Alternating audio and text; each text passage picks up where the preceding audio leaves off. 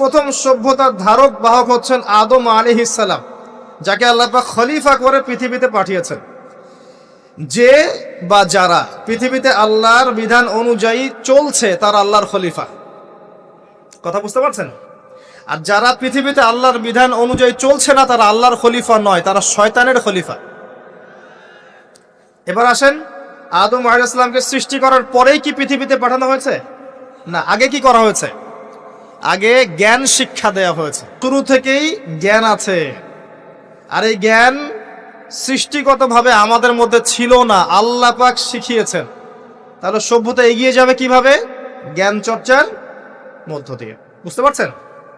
আগে জ্ঞান। এখনো যদি আপনি একটা সুন্দর সভ্যতা চান, জ্ঞান চর্চা, এছাড়া কোনো অপশন নাই। জ্ঞান এর চর্চা, প্রসার প্রচার, সভ্যতা সমাজ সুন্দর হবে ইনশাআল্লাহ।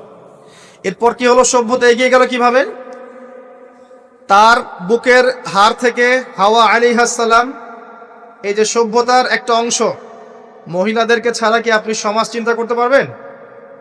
তারা আমাদের মধ্য থেকেই সৃষ্টি, এবং বাঁকা হাড় থেকে। জোরে চাপ দিতে যায়েন না, ভেঙে যাবে।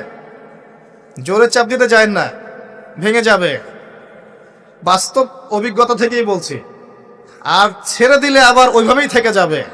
এজন্য উত্তম নসিহতের মধ্য দিয়ে একটু মানায় টানায় চলতে হবে আর কি দুনিয়ার জীবন।